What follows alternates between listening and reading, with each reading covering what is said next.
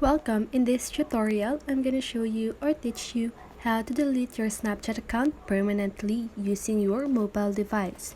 So if you want to know how I did it, just keep on watching. So first of all, if you're using Android phone, don't worry because the process is still the same. So let's get started. So first of all, you want to open your Snapchat app and click on your profile at the upper left corner of your screen, and click on the settings at the upper right corner of your screen. So now you just want to scroll down until you see the delete account section or option. So just go ahead and click on that. So now here, if you are sure that you want to delete your account, please enter your username and password below and then press continue. Your account will be deactivated, which means friends won't be able to contact you on Snapchat.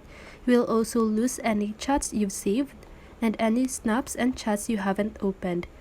After 30 days, your account will be deleted. If you'd like to reactivate your account before that happens, just log in to Snapchat. So just go ahead and type your password right here and click on continue. So that's it. That is how you delete your Snapchat account permanently using your mobile device. So I hope this video helped you, and if it did, make sure to like, subscribe, and hit the bell notifications so you won't miss a video. See you in the next one and have a great day.